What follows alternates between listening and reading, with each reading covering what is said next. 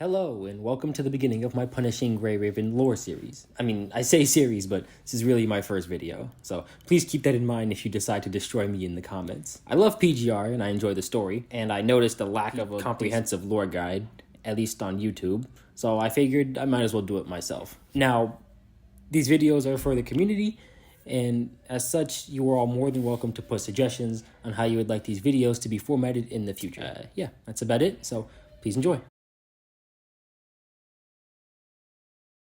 Alright, so we open up with Lucia on the ground, beaten. This is not a good look. You're supposed to be an MC and they got you out here like this? Do better. Anyway, Lucia asks Shiki-Kan if she can disable her pain receptors to allow herself to keep fighting. We give her the go-ahead and she begins rebooting. In that time, Shiki-Kan is out here taking out Corrupted on his own with the power of the Glock. But still, they're surrounded, there's just too many. Finally, Lucia finishes rebooting and gets back into the fight. Soon after, we get a call from our other teammates telling us to find cover as they carpet bomb the area. But this gives us a path to escape and make our way towards them. We meet up with the other members of Grey Raven, Liv and Lee, and go over our current conditions. Even if she can't feel it, Lucia is heavily damaged, Liv can no longer fight as the overhead bombardment overheated her guns, and Lee burned himself helping out with the attack. We decide to continue the mission of taking City 15 and turning it into a base for humanity, but we also need to resupply. So we decide to head through the church as a shortcut. We enter the church, and apparently we can't catch a break because we are immediately jumped, which is crazy because it was only one enemy. Liv does a scan and confirms it's corrupted, but this one is different. She can talk and has her consciousness intact, as well as Lucia literally not being able to see her face, unlike everyone else in the group. The white-haired construct, that we are just going to call Alpha for simplicity's sake, attacks Grey Raven, but mostly Lucia. She takes like 99% of the aggro. And after a quick fight where Grey Raven gets absolutely destroyed, Lucia is severely beaten and gets pinned to the wall with her own sword.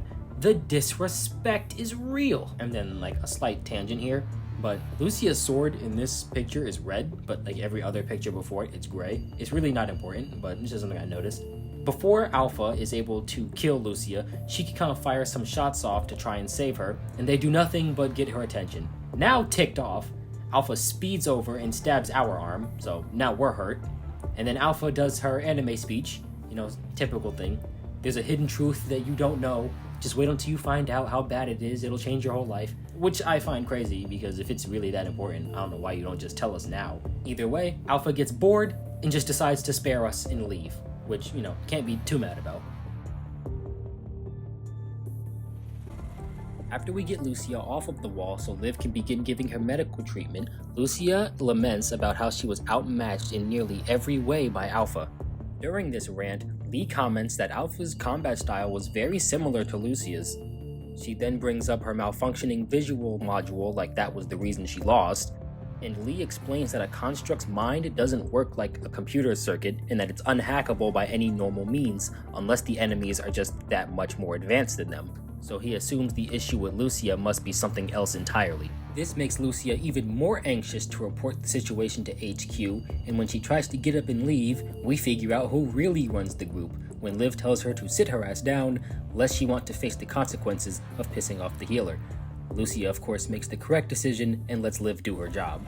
We leave the church and make it to the signal area, only to find the remnants of a concluded battle. There, we also learn the signal we had been following was a trap set by the Corrupted to lure any potential constructs to the area, a trap that we very easily fell for. We have Liv do a scan of the surrounding area where she manages to find a signal for a friendly construct, so we rush over to render aid before any Corrupted in the area can notice. After we get the construct to safety, he explains how his team ended up in this situation, saying they were forced to retreat back to the bridge by the Corrupted and set up the temporary communication station to request backup.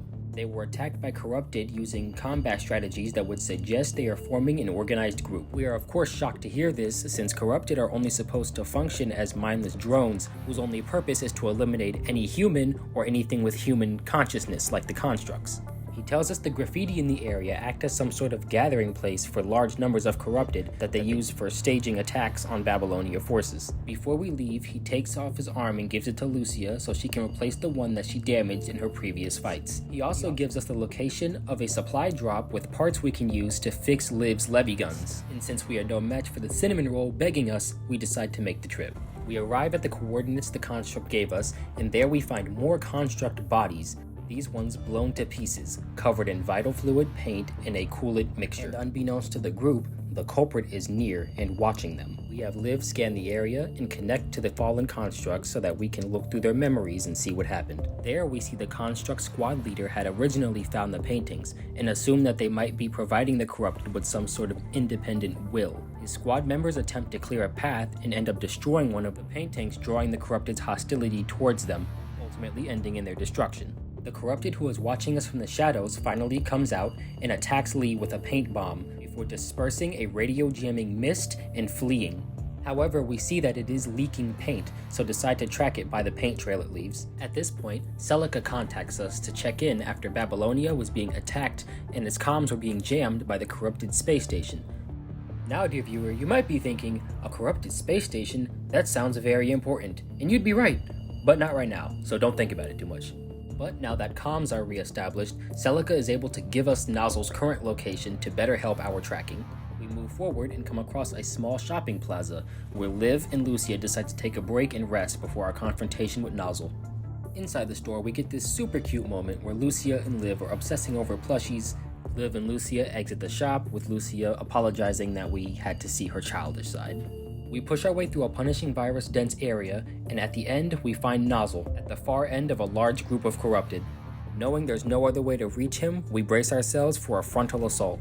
We fight our way through and eventually manage to corner him when Lee begins to ask questions about a term he kept throwing around during the fight, Ascendant. Nozzle dismisses Lee and his question and prepares for a fight.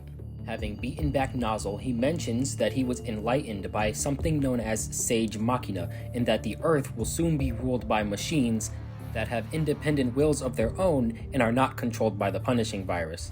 Nozzle, seeing no other way to defeat us, allows the punishing virus to take control so he can go berserk. However, this wasn't enough, and in the end, Nozzle was defeated.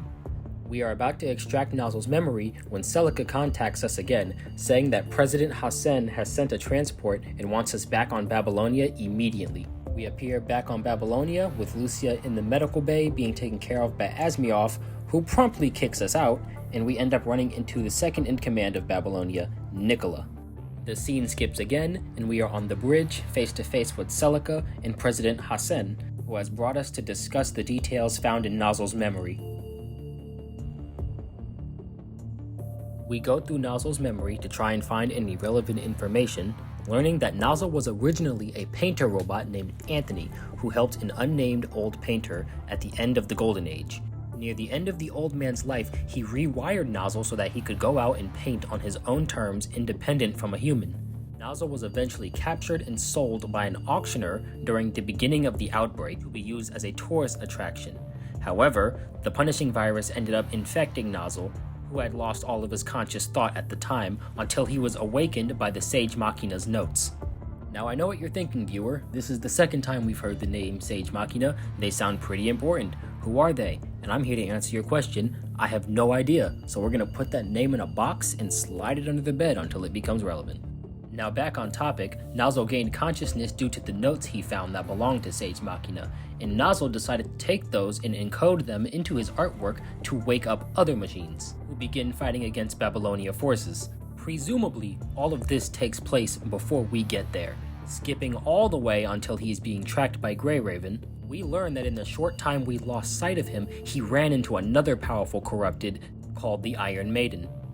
This new corrupted tries to recruit Nozzle into something called the Ascension Network, which Nozzle promptly refuses, saying all he needs is Sage Machina. He flees from Iron Maiden, and the delay that confrontation took allowed Grey Raven to catch up with and eventually defeat him.